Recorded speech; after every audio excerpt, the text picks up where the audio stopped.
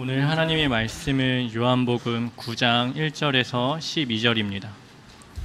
예수께서 길을 가실 때에 날 때부터 맹인된 사람을 보신지라.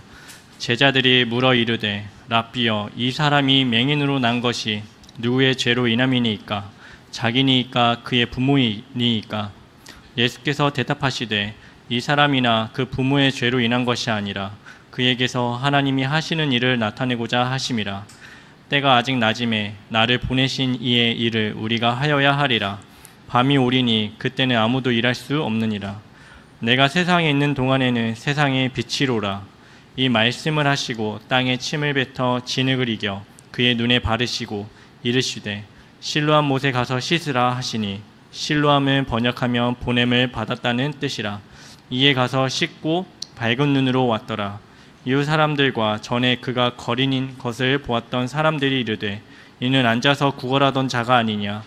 어떤 사람은 그 사람이라 하며 어떤 사람은 아니라 그와 비슷하다 하거늘 자기 말은 내가 그라 하니, 그들이 묻되 그러면 내 눈이 어떻게 떠졌느냐. 대답하되 예수라 하는 그 사람이 진흙을 이겨 내 눈에 바르고 나더러 실로암에 가서 씻으라 하기에 가서 씻었더니 보게 되었노라. 그들이 이르되 그가 어디에 있느냐. 이르되 알지 못하노라 하니라. 오랜만에 요한복음으로 돌아왔는데요. 이제 또 요한복음으로 쭉 한동안 또 달려가겠죠. 오늘 9장, 저번에 한 1, 2개월 전에 8장을 했는데 그때 8장에서의 이제 연결이 됩니다. 자연스럽게 연결됩니다. 1절을 보니 예수께서 길을 가실 때라고 되어 있습니다. 그런데 원어로 보면 현재 분사형으로 되어 있습니다. 그리고 카이로 연결되어 있습니다. 분사형이라는 것은 계속 지금 진행되고 있다는 것이, 즉 9장 1절은 원어 헬라어로 보면 카이 파라곤이라고 되어 있습니다. 제가 원어를 자랑하는 것이 결코 아니고요. 원어 속에 담겨있는 좀 더 풍성한 의미를 이 성경 전문가로서 여러분에게 알려주기 위해서 하는 것이지, 예배 마치고 나서 목사님은 원어 자랑한다 그런 말 하시면 큰 오해입니다. 카이 파라곤이라고 되어 있어요. 이 원어 파라곤은 지나가다 또는 사라지다라는 뜻입니다. 사도 요한은 9장 1절에서 파라고라는 단어의 현재 분사형으로 사용하면서 요한복음 8장 59절의 의미를 그대로 이어갑니다. 그들이 돌을 들어 치려 하거늘 예수께서 숨어 성전에서 나가시니라. 즉 1절은 이렇게 숨어서 성전을 나가신 후 계속 길을 가는 중에라는 뜻입니다. 그러므로 지금 9장 사건은 예수께서 유대인의 명절 초막절을 마치신 후 감람산에 올라가셨다가 아침에 성전에 들어오신 다음 음행 중에 잡혀온 여자를 용서한 이후에 이어지는 사건입니다. 예수님은 음행 중에 잡혀온 여인을 용서하여 주신 후 이 일로 바리새인들과 긴 대화를 나누시게 됩니다. 그 대화 중에 바리새인들은 자신들을 주관하는 영이 마귀인 것을 드러내는데 그 이유는 하나님의 아들 예수 그리스도를 대적하고 있기 때문입니다. 이에 예수님은 정확하게 그들의 정체를 언급하셨어요. 너희는 너희 아비 마귀에게서 났으니 너희 아비의 욕심대로 너희도 행하고자 하느니라. 그는 처음부터 살인한 자요, 진리가 그 속에 없으므로 진리에 서지 못하고 거짓을 말할 때마다 제 것으로 말하나니 이는 그가 거짓말쟁이요 거짓의 아비가 되었음이라. 내가 진리를 말함으로 너희가 나를 믿지 아니하는도다. 너희 중에 누가 나를 죄로 책 잡겠느냐? 내가 진리를 말하는데도 어찌하여 나를 믿지 아니하느냐? 하나님께 속한 자는 하나님의 말씀을 듣나니 너희가 듣지 아니함은 하나님께 속하지 아니하였음이로다. 그러자 그들은 화가 잔뜩 나서 예수님을 불륜으로 태어난 사람이라고 공공연하게 암시하며 떠들고, 또한 예수님을 진리의 정통성을 잃은 사마리아 사람이라고 부릅니다. 심지어 예수가 귀신이 들렸다 외쳤어요. 그러자 예수님은 그들의 이루 말할 수 없는 어마어마한 신성 모독에 대해서 자신은 아브라함 전에 존재하였다고 선포하시고, 이에 그들은 이 말이 예수께서 자신이 하나님이라고 선포하신 것을 알고 그리고 돌로 치려 한 거예요.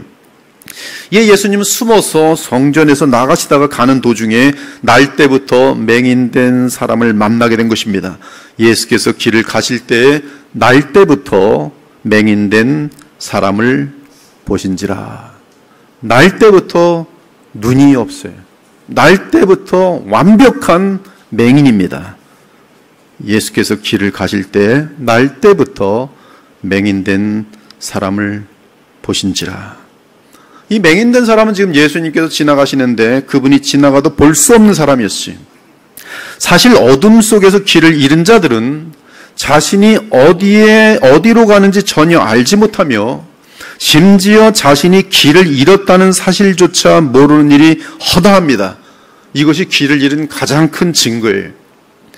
길을 잃었다는 것 자체도 모르는 건 더 많이 어두운 상태에 있는 것이. 아무튼 예수님은 이 맹인을 보셨는데 그는 완전한 어둠 속에서 큰 고통을 겪고 있었습니다.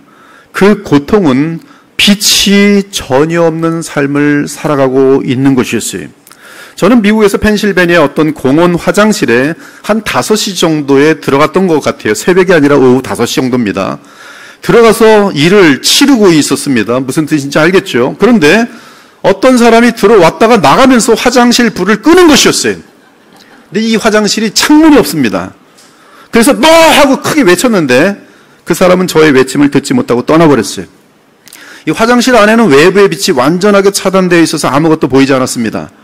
정말 그곳에서 화장실 입구를 찾아 문을 열고 나오는 데까지 얼마나 오래 걸렸는지, 그리고 좌우로 앞뒤로 부딪히면서 얼마나 고생했는지 아직도 그때 일을 생각하면 아찔합니다. 제가 앉아 있었던 곳에서 문까지는 3m 정도까지 안 되는데요. 앉아있는 곳에서 문까지 찾아 나오는데 한 10분 정도 고생했어요. 얼마나 고생한지 감이 오죠. 그래서 나오긴 나왔습니다. 근데 그때 빛이 없다는 것이 얼마나 무서운 것인지 정말 생생하게 경험했던 적이 있어요. 일어나서 부딪히고 감이 안 잡히는 거예요. 처음에는 딱 일어나서 감각을 가지고 이 정도로 하면 3m 정도에 딱 그 문까지 가지 나갔는데 그게 안 되더라고요. 이게 반대로 가고 있는지 지금 저 문으로 가고 있는데 그것을 이제 놓쳐버립니다. 그러니까 일로 갔다가 절로 갔다가 가다 부딪히고, 지금 제가 반대로 가고 있을 수도 있잖아요. 지금 화장실이 쭉 긴데. 하여튼 근데 찾아냈어요. 1시간 이렇게도 갈 수 있었던 것인데 10분 내 정도에 찾아냈어요. 그 후 눈을 가지고 있고 또한 이 세상에 빛이 있다는 사실이 너무나 신기하고 얼마나 고맙고 감사하던지요. 그런데 이 맹인은 날 때부터 빛이 없는 완전한 어둠 속에 있었으니 그의 삶의 고통이 어떠했을지 희미하게나마 감을 잡을 수 있습니다. 아무튼 맹인의 흑암 상태는 이 사람의 삶을 완전히 지배하고 있었습니다. 그 당시 맹인이 할 수 있는 일은 거의 없었기 때문에 맹인은 가난했고 이에 목숨을 유지하기 위해 거린으로 구걸해야 했어요. 또한 이동하기 위해서는 누군가의 도움을 받아야 했습니다. 그런데 예수님과 함께 했던 제자들이 이 맹인을 보고 예수님께 묻습니다. 랍비요, 이 사람이 맹인으로 태어난 것이 누구의 죄로 인함이니까? 자기 죄니까? 그의 부모의 죄니까? 이 질문은 매우 실제적이고 누구나 한 번쯤은 던져보는 질문입니다. 왜 저 사람은 저렇게 태어나서 평생 기구하게 살다가 저렇게 비참하게 죽는 것일까? 어떤 때는 다른 사람을 보고 그렇게 얘기할 때도 있고요. 거꾸로 자기 인생을 보면서 내 인생은 왜 이렇게 비참한 가정에서 태어나서 평생 기구하게 살다가 이렇게 비참하게 죽는 것일까라고 자기에 대해서 질문할 때도 있어요. 그리고 그 질문에 대한 일반적인 대답은 그 사람 자신에게 어떤 근본적인 죄악이 있든지 아니면 그의 부모의 죄가 있다고 생각하는 것입니다. 이는 사람이 당하는 저주스러운 삶은 죄의 결과로서 하나님의 심판이라는 것을 다 어떤 양심과 본능 가운데 느끼고 있기 때문에 그래요. 그런데 제자들의 질문에서 이상한 것은 날 때부터 맹인된 이 사람이 자기 죄 때문인가라고 물은 것이, 날 때부터 맹인된 이 사람은 자기 죄 때문에 맹인으로 태어난 것입니까? 이 질문은 그가 이 세상에 태어나기 전에 죄가 있다는 의미가 됩니다. 그렇다면 제자들은 이 사람이 나면서부터 죄인이라는 것을 인정한 셈이, 즉 제자들은 이 사람은 태어날 때부터 너무나 악한 사람이라서 날 때부터 맹인이 된 것입니까? 라고 물은 것이, 그렇지 않다면 제자들이 윤회 사상을 믿었다는 추론이 나오게 되는데 유대교에서는 그런 사상이 없기에, 특히 예수님의 제자들에게는 그런 사상이 있을 수 없기에 이 질문은 이 사람이 이 세상에 태어날 때 매우 악한 자이기에 하나님께서 맹인이 되게 하십니까? 되게 하신 것입니까? 라고 물은 것이, 제자들이 가진 이 사상은 제자들이 가진 이 사상은 나중에 이 맹인이 나은 후에 그를 향한 바리새인의 대답에서 그들도 같은 사상을 가지고 있다는 사실이 확인됩니다. 바리새인들이 이르되 그 사람 예수가 내게 무엇을 하였느냐? 어떻게 내 눈을 뜨게 하였느냐? 대답하되 내가 이미 일렀어도 듣지 아니하고 어찌하여 다시 듣고자 하나이까? 당신들도 그의 제자가 되려 하나이까? 그들이 욕하여 이르되 너는 그의 제자이나. 지금 이들이 이 나은 맹인한테 맹인이 났어요. 너는 그의 제자이나. 무슨 뜻이에요? 이 맹인은 치유를 받은 후에 철저하게 예수님을 인정하고 따르는 제자의 모습을 보인 것을 확인할 수 있어요. 너는 그의 제자이나. 우리는 모세의 제자라. 하나님이 모세에게는 말씀하신 줄을 우리가 알거니와 이 사람 예수는 어디서 왔는지 알지 못하노라. 그 사람이 대답하여 이르되, 맹인이 대답합니다. 나은 사람이 대답합니다. 이상하다. 이 사람이 내 눈을 뜨게 하였을 때 당신들은 그가 어디서 왔는지 알지 못하는도다. 하나님이 죄인의 말을 듣지 아니하시고 경건하여 그의 뜻대로 행하는 자의 말을 들으시는 줄을 우리가 아나이다. 창세 이후로 맹인으로 난 자의 눈을 뜨게 하였다함을 듣지 못하였으니 이 사람이 하나님께로부터 오지 아니하였으면 아무 일도 할 수 없으리이다. 그들이 바리새인들이 대답하여 이르되 네가 온전히 죄 가운데에서 나서 우리를 가르치느냐 하고 이에 쫓아내어 보내니라. 출교시켰다는 뜻이. 딱지를 띄워서 이 사람 출교. 즉 바리새인들은 날 때부터 맹인으로 난 그 사람은 일반 사람들과는 달리 철저하게 죄악된 상태에서 태어났다고 말한 것이, 네가 온전히 죄 가운데서 나서, 여기 온전이란 말은 홀로스라고 되어 있어요. 즉 전체, 전부 마귀처럼 100%로 죄덩어리가 태어났어. 즉 바리새인들의 주장에 따르면 그 눈먼 사람은 날 때부터 전체 또는 전부가 완전히 죄 가운데 태어난 놈이, 그러니까 네가 맹인대에서 태어난 놈인데 날 때부터 감히 우리를 가르치려고. 이것이 지금 하나님 앞에서 네가 미움의 대상이 되어서 저주를 받고 맹인으로 태어났다고 인식하는 바리새인들의 대답이 거기서 나오고 있어요. 또한 제자들은 혹시 이 사람이 맹인으로 태어난 것은 그의 부모의 죄 때문이냐고 묻습니다. 이는 유대 사상이 깊게 깔려있던 일반 사상이었어요. 나 내 하나님 여호와는 질투하는 하나님인즉 나를 미워하는 자의 죄를 갚되 아버지로부터 아들에게로 3, 4대까지 이르게 하거니와 우리 조상들은 범죄하였고 우리는 그들의 죄악을 담당하였나이다. 죄는 이 부모들이 짓고 죄악의 결과는 우리가 지금 담당하고 있나이다. 이처럼 누군가 만일 심한 고통을 너무 오래 당하고 있으면 이는 분명히 하나님의 심판의 증거라고 본 것이 유대 사상이었습니다. 그러므로 예수님의 제자들의 질문은 유대인으로서 매우 정상적인 질문이었어요. 그러므로 이에 욥의 세 친구도 욥이 한날에 10자녀와 모든 재산을 다 잃고 심지어 극한 질병을 당하는 고난을 보았을 때 죄가 있지 않고는 이러한 비참한 저주가 있을 수 없다는 논리 아래 욥에게 숨은 죄를 실토하라고 쉬지 않고 다그친 것이, 물론 욥의 세 친구의 뒤에는 욥으로 하여금 하나님을 저주하게 하려는 마귀의 간계함이 숨어 있었습니다. 사실 예수님의 제자들이 이런 질문을 던진 것은 어떤 유대인들이 와서 예수님께 이미 여러 가지 내용을 아는 것과 크게 다르지 않습니다. 그때 마침 두어 사람이 와서 빌라도가 어떤 갈릴리 사람들을 죽이고 그들의 피를 그들의 제물에 섞은 일로 예수께 아뢰니, 대답하여 이르시되 너희는 이 갈릴리 사람들이 이가 죄 받음으로 다른 모든 갈릴리 사람보다 죄가 더 있는 줄 아느냐? 너희에게 이르노니 아니라 너희도 만일 회개하지 아니하면 다 이와 같이 망하리라. 또 실로암에서 망대가 무너져 치어 죽은 18사람이 예루살렘에 거한 다른 모든 사람보다 죄가 더 있는 줄 아느냐? 너희에게 이르노니 아니라 너희도 만일 회개하지 아니하면 다 이와 같이 망하리라. 이 사건에서는 예수님은 이미 모든 사람이 날 때부터 죄인이며 만일 누구든지 삶의 과정에서 회개하지 않는다면 영원한 멸망에 떨어질 것이라고 대답하셨던 것이, 그러므로 날 때부터 맹인된 사람이던 유대교를 철저하게 배며 율법을 따라 살려고 하는 자들이던 하나님의 아들 예수 그리스도를 믿고 의지하지 않는다면 그들은 모두 동일하게 자신들의 죄값 및 죄성으로 인해 영원한 멸망에 떨어진다는 것이 예수님의 일관된 메시지였어요. 이는 사실 복음의 한 부분을 차지하는 매우 중요한 메시지입니다. 즉 율법 앞에서 모든 사람은 죄인이며 따라서 영원한 저주와 멸망을 당한다는 것이, 이것이 사실입니다. 하지만 오직 하나님의 아들 그리스도를 믿는 자들은 그분의 속량과 제사장 역할로 인해 죄사함 및 영생을 얻게 되는 것이 복음인 것이, 그러므로 예수님은 복음을 나타내기 위해 이 사람의 맹인됨이 쓰임 받을 것이라고 알려주십니다. 많은 맹인 중에서 이 맹인은 하나님의 영광을 드러내는 도구로 쓰임을 받을 것이, 그것은 은혜 중에 은혜입니다. 예수께서 대답하시되 이 사람이나 그 부모의 죄로 인한 것이 아니라 그에게서 하나님이 하시는 일을 나타내고자 하심이라.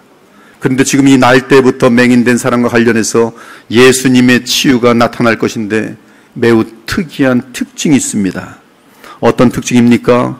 그렇습니다. 예수님은 이 맹인에게 친히 찾아가셨다는 뜻이, 예수님은 이 맹인을 친히 찾아가신 것은 대단히 이 맹인에게 특징이 되는 사건입니다. 그를 오라고 초대하신 후에 그 오라는 반응에 따라서 치유하시는 것이 아니라, 지금 우리 주님은 다만 그 맹인을 피하여 가다가 길에서 만나신 후 그 맹인의 마음에 성령께서 역사하시도록 말씀을 전하십니다. 그 말씀은 때가 아직 낮임에 나를 보내신 이의 일을 우리가 하여야 하리라. 밤이 오리니 그때는 아무도 일할 수 없느니라. 내가 세상에 있는 동안에는 세상의 빛이로라 라고 말씀하셨어요. 지나가시다가 아무것도 안 하시고 멍하니 있는, 아무것도 보지 못하고 이러고 있는 맹인에게 이 말씀하십니다. 나는 내가 세상에 있는 동안에는 세상의 빛이로다. 예수께서는 빛을 소유하지 못한 맹인에게 눈을 밝히는 권능을 행하시기 위하여 먼저 자신이 누구이신지를 알려주십니다. 이는 그에게 예수님을 바로 아는 참된 지식이 무엇보다 귀중하였기 때문입니다. 여기서 예수님이 알리신 말씀, 즉 내가 세상에 있는 동안에는 세상의 빛이로라 하신 것은 영적인 진리입니다. 다시 말하면 우리 주 예수님은 맹인을 고치시는 빛 대신 메시아이실 뿐만 아니라 영적으로 맹인되어 하나님을 보지 못하는 자들을 고쳐주시는 영생의 빛이라고 말씀하신 것이, 이때 맹인은 성령의 역사로 인하여 그리스도의 말씀을 받아들였습니다. 날 때부터 맹인된 그는 새로운 눈을 갖기 전에 예수님이 빛이라는 뚜렷한 진리를 명백히 알고 있어야 합니다. 다시 말하면 그에게 있어서 눈을 뜨는 것과 더불어 더 중요한 것은 예수님을 하나님의 아들 그리스도로 알고 영생을 얻는 것입니다. 그것이 예수께서 그에게서 하나님이 하시는 일을 나타내고자 하심이라고 말씀하신 진정한 의미, 이 맹인이지만 하나님의 영광이 나타날 것이다. 아무튼 예수께서 맹인 앞에서 자신이 빛이라고 말씀하셨을 때 성령께서 그 말씀에 함께 하시니 맹인의 마음에 믿음이 생겨났습니다. 오늘 이 말씀과 함께 저는 눈먼 맹인들, 귀가 먼 귀머거리들, 말 못하는 말벙어리들이 치유받았으면 좋겠어요. 그와 더불어 영생 얻기를 원하는 거예요. 영적으로. 말씀의 성령이 역사면 믿음이 생깁니다. 이 맹인의 마음에 믿음이 생겼어요. 나는 빛이로라 할 때 맹인은 빛을 보고 싶은데 빛이셔? 믿음이 생겼어요. 그래서 빛이신 그분을 마음에 영접하면 새로운 눈을 얻게 되어 볼 수 있게 될 것이라는 믿음을 갖게 되었습니다. 이처럼 예수님은 가만히 있는 비참하고 저주받은 한 사람을 불쌍히 여기시고 그에게 다가가 말씀하시며 믿음을 생겨나게 하셨어요. 이때 이 맹인의 입장에서는 아무것도 행한 것이 없습니다. 그저 하나님의 은혜가 그리스도를 통해 임하고 있었을 뿐이, 주께서 친히 들려주시는 음성을 들었을 뿐입니다. 이것이 하나님의 은혜. 우리가 빛을 보게 되고 생명을 얻게 되는 것은 전적으로 하나님의 은혜입니다. 오늘도 여러분이 이 자리에 있는 것은, 그리고 이 자리에 있다가 만약에 말씀을 듣고 눈이 열리고 귀가 열리고 입이 열린다면 오직 하나님의 은혜일 뿐이에요. 하지만 그 은혜는 예수님의 사역 때부터 재림하시기 전까지만 주어질 수 있습니다. 그리고 각 사람의 경우는 이 세상을 떠나기 전까지만 주어질 수 있어요. 한 번 죽는 것은 사람에게 정해진 것이요 그 후에는 심판이 있으리니 이와 같이 그리스도는 많은 사람의 죄를 담당하시려고 단번에 들이심 받으셨고 구원에 이르게 하기 위하여 죄와 상관없이 자기를 바라는 자들에게 두 번째 나타나시니라. 그러므로 우리가 하나님과 함께 일하는 자로서 너희를 간절히 권하노니 보라, 지금은 은혜 받을 만한 때요, 보라, 지금은 구원의 날이로다. 사랑하는 여러분, 예수께서 이 땅에서 사역하실 때와 그리고 그 후 십자가에서 속량하시고 부활 승천하셔서 성령을 보내신 이후의 새 언약 시대는 낮에 속합니다. 그러므로 아직 빛이 있습니다. 태양과 같은 강렬한 빛이 있습니다. 따라서 아직 영적인 맹인들이 눈을 뜰 수 있는 기회가 있습니다. 하지만 낮의 기회가 다 지나면 빛을 찾지 못한 자들에게는 영원한 밤이 찾아올 것입니다. 그러므로 낮이 있는 때가 구원받을 기회요, 또한 구원을 받고 빛된 천국을 누리며 그리스도의 영광에 참여하여 주를 닮아가는 기회요, 하나님 나라 확장을 위해 쓰임받을 수 있는 기회입니다. 반면 아직 빛이 있지만 온 세상의 밤은 점점 깊어가고 있고 신자들을 향해서는 주의 재림과 함께 임할 영원한 낮의 시대가 더욱 가까이 다가오고 있습니다. 또한 너희가 이 시기를 알거니와 자다가 깰 때가 벌써 되었으니 이는 이제 우리의 구원이 처음 믿을 때보다 가까웠습니다. 밤이 깊고 낮이 가까웠으니 그러므로 우리가 어둠의 일을 벗고 빛의 갑옷을 입자. 낮에와 같이 단정히 행하고 방탕하거나 술 취하지 말며 음란하거나 호색하지 말며 다투거나 시기하지 말고 오직 주 예수 그리스도를 옷 입고 정욕을 위하여 육신의 일을 도모하지 말라. 이 자리에 혹시 아직 어둠 가운데 있는 영혼이 있습니까? 우리가 어디로 와서 무엇을 하며 어디로 가고 있는지 모르는 사람이 있습니까? 아직 여전히 죄의 총노릇 하는 사람이 있습니까? 그 사람은 어둠 속에 갇힌 영적 맹인입니다. 더 늦기 전에 기회를 놓치지 않기 바랍니다. 회개하기 바랍니다. 그리고 당장 영원한 빛이신 우리 주 예수 그리스도를 영접하고 주와 동행하는 삶을 살기 시작하기 바랍니다. 더 늦기 전에 그리하기를 간절히 부탁드립니다. 이렇게 제자들 및 모든 사람들이 듣도록 자신이 빛이라고 말씀하신 우리 주님은 땅에 침을 뱉어 진흙을 이겼습니다. 그리고 맹인의 눈에 그 진흙을 바르셨어요. 그리고 그 맹인에게 실로암 못에 가서 씻으라 하셨습니다. 이때 이 장면을 기록한 사도 요한은 실로암이란 뜻이 무엇인지 기록합니다. 실로암은 번역하면 보냄을 받았다는 뜻이라. 이에 그 맹인은 예수님의 말씀에 순종하여 실로암 못으로 가서 실로암 물로 진흙을 씻어내었습니다. 그랬더니 밝은 눈이 되었어요. 그리고 돌아와 보니 예수님은 그 자리에 계시지 않았습니다. 그는 이제 모든 것을 환하게 볼 수 있게 되었어요. 완전히 새로운 세상을 보게 되었습니다. 그런데 여기서 우리는 예수님의 행동이 매우 귀한 것을 발견하게 됩니다. 그 귀한 행동에는 여러 가지가 있는데 첫째는 땅에 침을 뱉어 진흙을 이긴 사실이, 땅에 침을 뱉었어요. 그리고 침을 뱉어서 이 침이 들어있는 것을 진흙으로 만드시고 눈에 비비신 것이, 아무튼 첫째는 땅에 침을 뱉어 진흙을 이긴 사실입니다. 둘째는 그 진흙을 맹인의 눈에 바른 사실이, 셋째는 실로암 못에 가서 씻으라고 말한 사실입니다. 요단강 구익도 여러 강들이 있는데 실로암 못, 예루살렘 근처에 실로암 못에 가서 씻으라. 그리고 사도 요한은 실로암 못에 대해 주석을 달았다는 점입니다. 이는 실로암 못에 매우 의미심장한 뜻이 담겨 있다는 것을 알려준 것이 사도 요한이. 이 사도 요한의 글을 읽는 자들이요, 실로암 못은 대단히 의미심장한 뜻이 있으니, 보내심을 받았다는 뜻이 있으니 상고해 보거라, 깊은 뜻이 있다는 거예요. 사랑하는 여러분, 우리 이 네 가지 특징을 자세히 살펴볼 필요가 있습니다. 그 이유는 우리 주 예수님의 특이한 행동은 반드시 깊은 영적 의미, 즉 복음의 비밀을 담고 있기 때문입니다. 먼저 예수께서 땅에 침을 뱉어 진흙을 이긴 것에 대해 상고해 보겠습니다.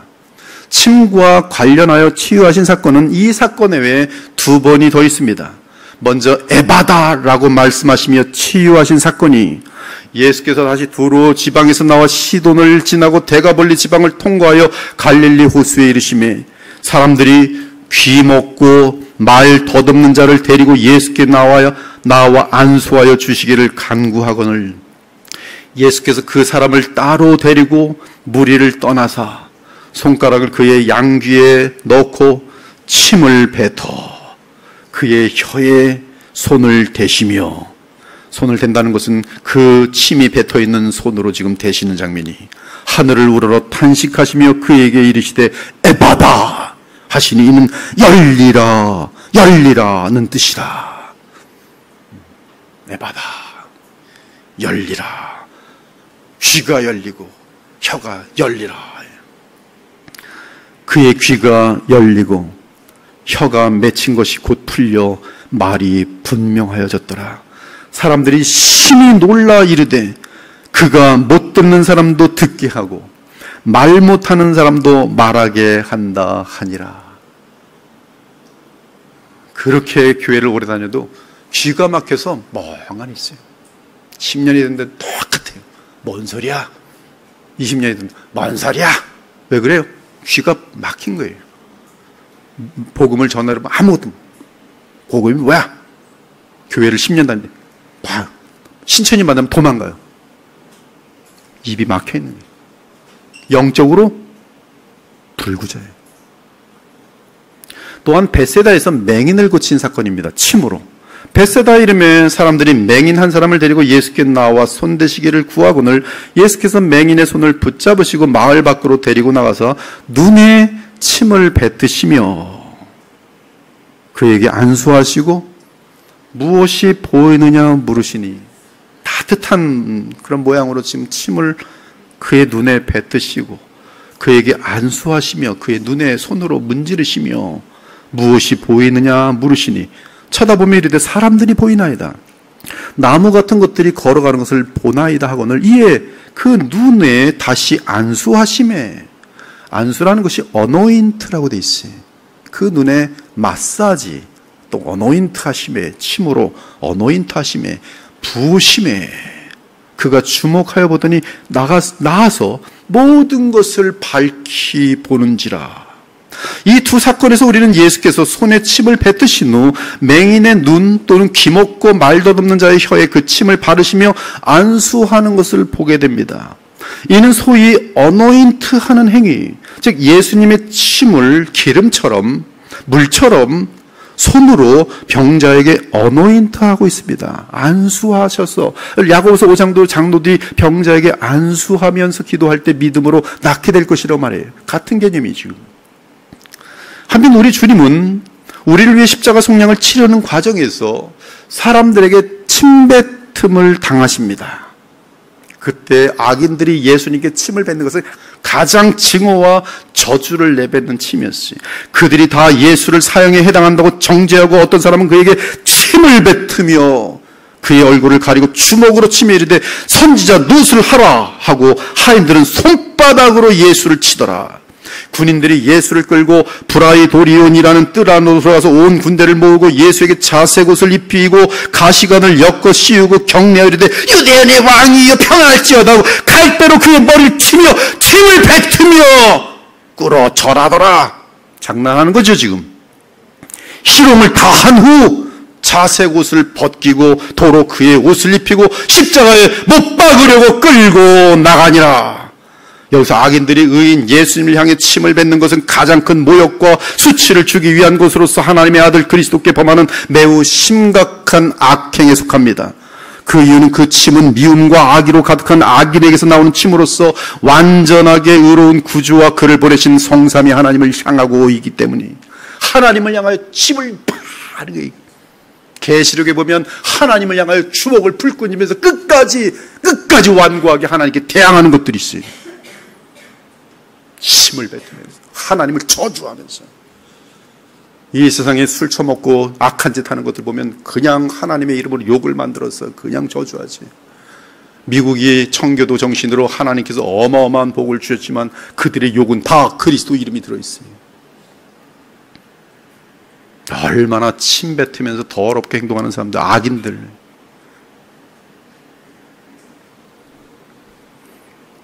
그러나 반대로 우리 주님의 입에서 나오는 침은 사랑과 긍휼 가운데서 나오는 것으로서 주의 마음을 표현하고 있어요. 그렇다면 예수님의 침은 생명과 깨끗함을 더한 것입니다. 생명과 깨끗함을 위하는 것이, 이런 의미에서 예수님의 침은 예수님의 몸의 물과 연결되며 더 나아가 주의 보혈과 연결됩니다. 그래서 예수님의 침은 맹인의 눈을 열어주고 벙어리의 입을 열어주었으며 막힌 길을 열어주는 데 사용되었던 것이, 즉 예수님의 침은 그의 피와 물로 속량을 치르실 십자가를 가리키며 그 증거는 눈과 혀와 귀의 치유입니다. 그러하기에 여호와 하나님께서는 이사야를 통해 장차 오실 메시아의 가장 중요한 특징 중 하나가 맹인의 눈을 열어주고 귀를 열어주고 말 못하는 자의 혀를 풀어주는 것이라 했어요. 광야의 메마른 땅이 기뻐하며 사막이 백합화 같이 피어 질구하며, 그때에 즉 메시아가 오실 때에 맹인의 눈이 밝을 것이며 못 듣는 사람의 귀가 열릴 것이며, 그때에 말 못하는 자의 혀는 노래하리니 이는 광야에서 물이 솟겠고 사막에서 시내가 흐를 것입니다. 이처럼 우리 주 예수님은 자신이 하나님의 아들임을 알려주기 위해 자신을 빛이라고 말한 것이고, 또한 죄인들에게 구원을 주시는 메시아라는 사실을 알려주기 위해 물과 피와 연결된 침으로 메시아의 사역을 드러내신 것이, 분명한 것은 우리 주 예수님은 하나님으로서 말씀으로 충분히 이 맹인을 치유하실 수 있는 분이셨습니다. 그럼에도 자신의 침과 이 땅의 흙을 섞어서 진흙을 만드신 행위는 매우 의도적이었어요. 물론 치유의 능력은 물질 자체에서 나오는 것이 아니라 예수님의 신성한 권위에서 비롯됩니다. 하지만 이런 행위를 하시는 것은 자신이 바로 이제 곧 그의 몸과 그의 몸의 물과 피로 그들을 속량하실 하나님의 아들 메시아이신 사실을 증명하기 위함이었어요. 사실 지금 예수님 앞에 있는 날 때부터 맹인된 사람의 눈은 눈이 없는 것과 다름이 없는 상태였어요. 눈이 있다가 눈이 살짝 실명하거나 그런 상태가 아니라 눈이 없습니다. 눈 부위만 있는 것이 날 때부터 눈동자가 없는 상태예요. 이에 우리 주님은 창조 행위를 통해 눈이 없는 맹인에게 눈을 만들어 주십니다. 그 행위가 바로 흙에 침을 뱉어 만든 진흙이었어요. 이 행위는 여호와 하나님께서 아담을 지으시는 창조 행위와 유사합니다. 여호와 하나님이 땅의 흙으로 사람을 지으시고, 창세기 2장 7절 개역개정의 번역이 여호와 하나님이 땅의 흙으로 사람을 지으시고, 이때 여호와 하나님이 사용하신 땅의 흙은 습기로 가득한 진흙이었습니다. 그리고 이때 지으시고라는 이 번역에 창세기의 히브리어는 야차르로 돼 있어요. 야차르. 하나님의 창조 행위, 땅의 흙으로 사람을 야차르, 하나님께서 창조하시고. 그런데 그 야차르라는 단어가 헬라어로 어떻게 바뀌는가 하면 마태복음 19장 4절을 보면 알 수 있어요. 예수께서 대답하여 이르시되 사람을 지으시니가 본래 그들을 남자와 여자로 지으시고. 이때 신약은 헬라어로 그 동일한 단어가 야차르가 헬라어로 예수님 받아서 창세기 2장 7절을 다시 인용하여 반복하시는데 헬라어를 사용하십니다. 이때 헬라어가 뭐로 되어 있냐면 호 크리스타트, 즉 창조주께서 아프 아르케스 아르센 카이셀루, 남자와 여자를 에포이 에센 아우트스, 그를 통하여 진흙에서 에포이 에센 창조하시고 만드시고. 즉 야차르는 에포이 에센으로 예수께서 헬라어로 받으셨어요. 근데 동일한 창조의 동사가 오늘 진흙을 이기시고, 개역개정은 이겼다라고 됐어요. 지으시고에 사용되고 있어요. 개역개정은 이 의미를 없애고 이겨라고 번역했습니다. 그러나 원어에는 창조 행위가 분명하게 담겨 있어요. 카이 에포이센, 펠론, 진흙, 에크투, 푸투스 마토스, 침으로 진흙을 만드시고. 즉 6절의 뜻은 땅에 침을 뱉어 그 침에서 진흙을 지으시고라고 되어 있어요. 그리고 이 뜻은 구약에서 창세기 2장 7절에 야차르를 받아오고 있어요. 이는 예수께서 땅의 흙에 자신의 생명과 연결된 침을 섞은 진흙으로 맹인에게 눈 부위에 넣어줄 새 눈을 만드신 것을 뜻합니다. 새 눈. 이때 예수님의 신성은 그의 인성의 침과 연결되고, 그 침은 피조물의 흙에 섞이면서 이제 곧 믿음을 수단으로 맹인의 살아있는 눈이 될 것이, 이때 예수님은 맹인이 말씀에 응답하는 믿음으로 주의 창조의 역사가 나타나게 하셨습니다. 이는 다르게 말하면 예수님의 이 특이한 행위는 말씀과 함께 믿음을 주시는 성령의 역사와 짝을 이루는 행위였어요. 그러므로 이 맹인이 말씀에 대한 믿음을 갖고 이제 예수님의 지시대로 실로암 모치로 가서 그의 눈에 발린 진흙을 씻으면 그의 눈 부위에 밝은 눈이 생겨날 것입니다. 그런데 왜 실로암 모치로 가서 맹인의 눈에 어노인트된 진흙을 씻어내야 합니까? 여기서 예수님은 자신의 침과 흙으로 만든 진흙의 창조적 역사를 실로암의 못과 연결시키셨는데 예수님의 이 말씀 또한 성경 전체를 아우르는 매우 깊은 뜻이 담겨 있습니다.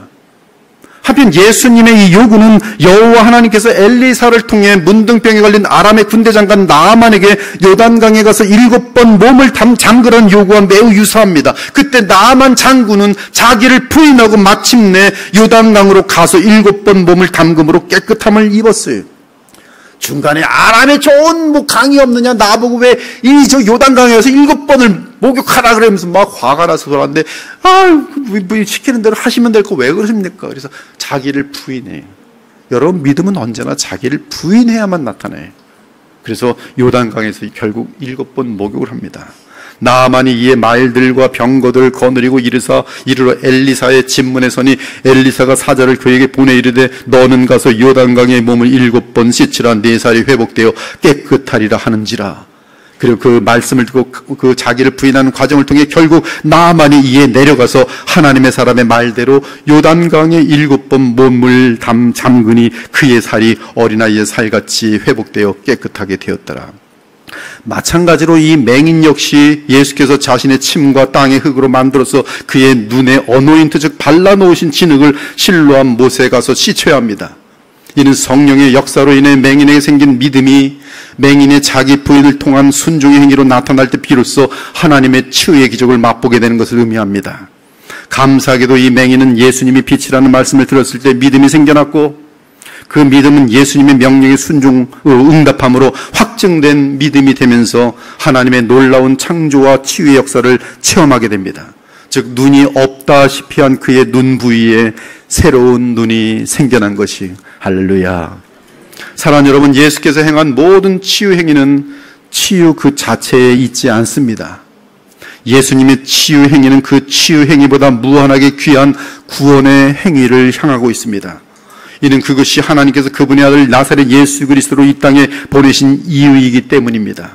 이제 예수님의 특이한 행동 중 두 번째를 상고해 보겠습니다. 그것은 예수께서 그의 침으로 만든 진흙을 맹인의 눈에 바르신 행위. 이때 바르다라는 헬라어 원어는 에피크리오인데요. 그 단어의 뜻은 주로 기름을 붓다라는 뜻으로 사용됩니다. 신기합니다. 현실에 적용되는 단어인데 영적인 의미를 그 단어가 literally 또는 문자적으로 신기하게 영적인 의미를 담기면서 예수님의 행위에 대한 해석이 되고 있어요. 이때 헬라어를 히브리어로 바꾸면 거꾸로 이제 마샤흐가 돼요. 마샤흐는 기름을 붓는다, 기름 부음을 받는다라는 뜻으로서 그 명사형은 나중에 성령과 불로 세례를 베푸는 자의 뜻인 메시아. 메시아는 헬라어로 그리스도. 그런데 구약에서 어노인트하는 주체는 여호와 하나님이십니다. 따라서 메시아는 여호와 하나님이세요. 그분은 말씀으로 어노인트하시고 물과 피로 어노인트하시고 성령으로 어노인트하시는 하나님이세요. 특히 메시아이신 나사렛 예수께서는 십자가 성령을 치르신 후 즉 물과 피를 쏟으신 후 부활 승천하셔서 믿는 자들에게 성령을 어노인트 하실 것입니다. 지금 그분은 불과 성령으로 믿는 자들에게 세례를 베푸시는 분이, 이는 주의 보혈로 인한 생수의 강이 영광의 주를 믿는 자에게 한량없이 부어진다는 뜻입니다. 그러므로 예수께서는 자신의 침이 담긴 진흙으로 새로운 밝은 눈을 만드시는 창조 행위로 맹인의 눈에 어노인트 하십니다.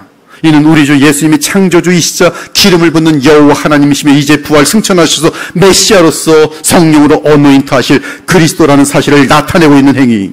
와, 예수께서 맹인의 눈에 진흙을 어노인트하는 장면은 마치 눈을 새롭게 만드시는 장면이고, 비비는 장면은 지금 눈을 만드는 거예요. 제가 여기 처음 왔을 때 다 때려 부셨을 때 아무것도 없었어요. 여기서 무엇이 나올 건가? 딱 3주 한 달 정도 지났더니 교회의 윤곽이 드러나는데 그것이 만지는 분의 작업이에요. 눈 진흙으로. 아직 생명이 들어가진 않았어요. 그러나 눈이 다 만들어졌어요. 어노인팅.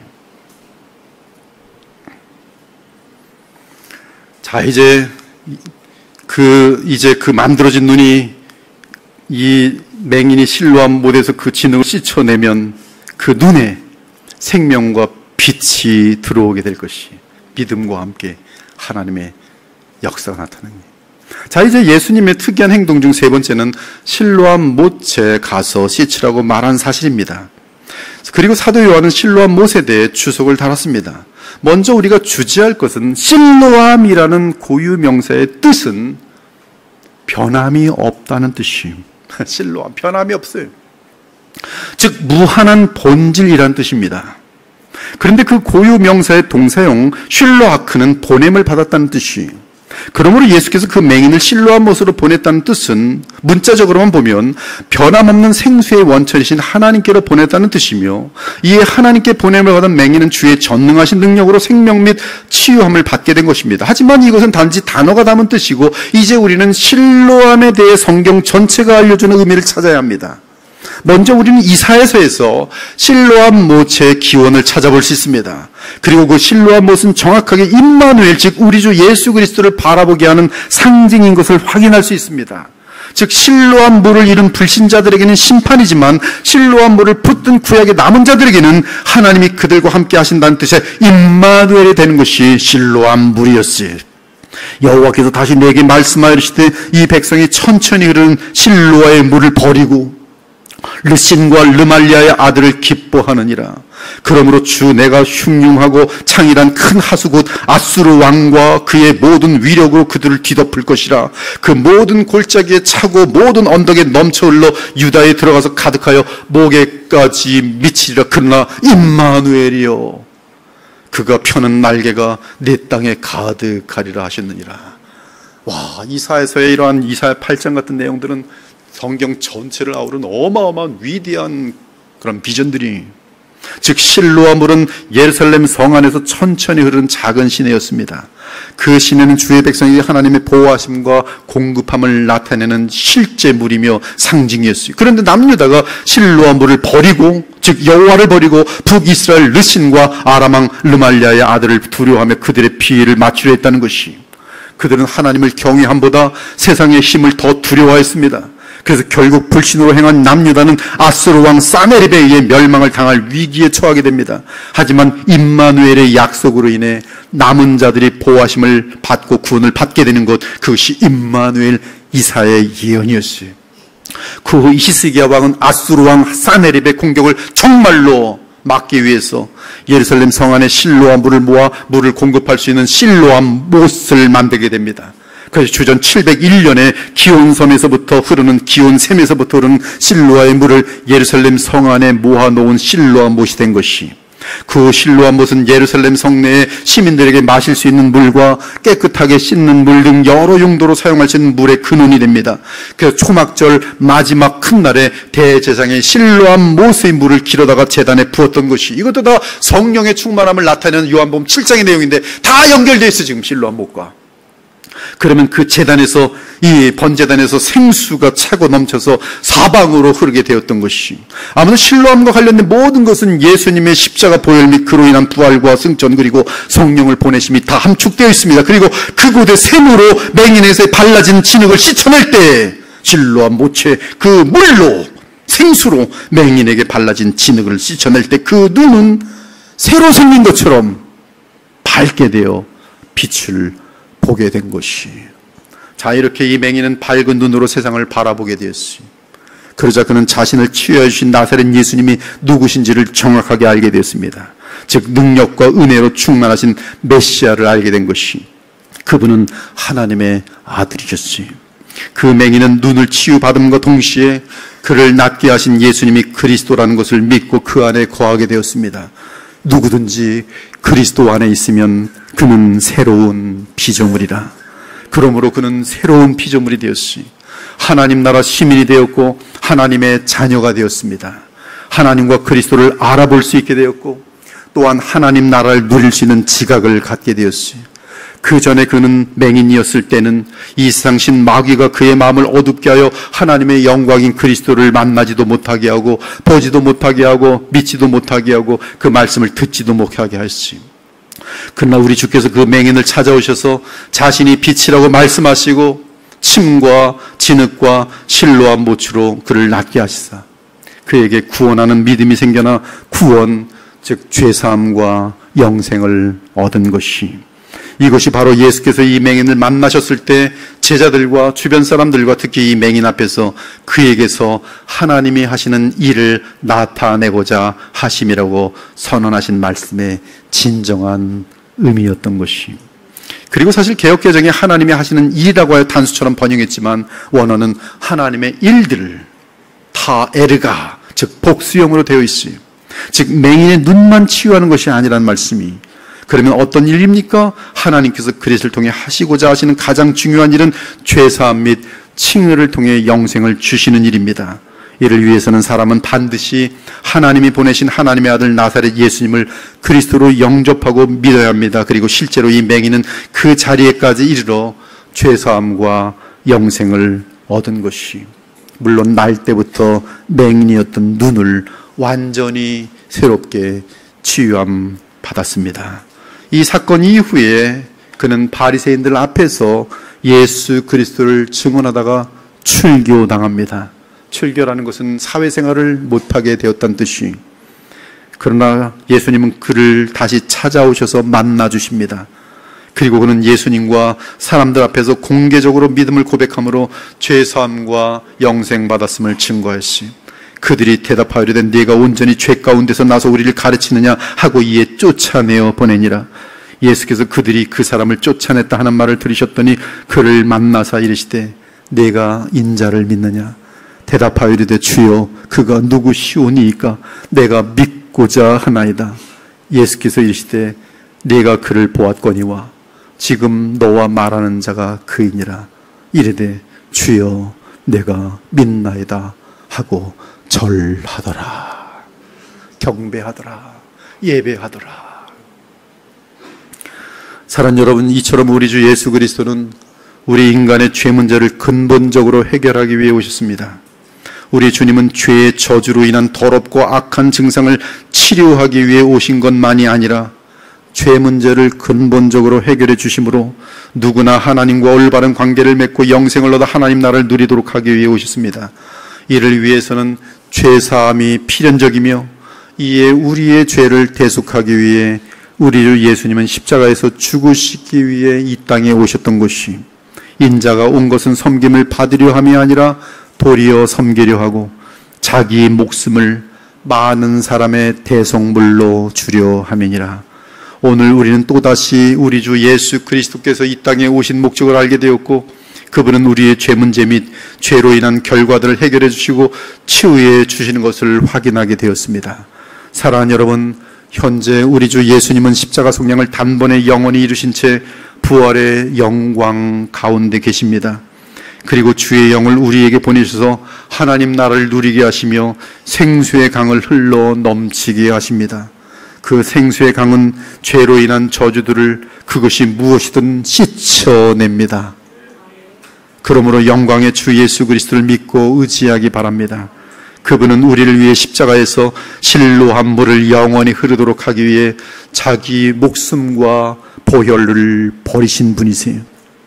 오늘도 그 귀하고 영광스러운 하나님의 어린 양 예수 그리스도를 마음에 영접하고 그분 안에서 하나님과 교제하며 생수의 강, 생명의 강, 치유의 강을 한없이 마시며 늘 죄사함의 확신과 함께 죄의 세력에 승리하면서 성령 안에서 하나님 나라를 누리시는 복된 주의 자녀들 되시기를 우리 주 예수 그리스도의 이름으로 축원합니다.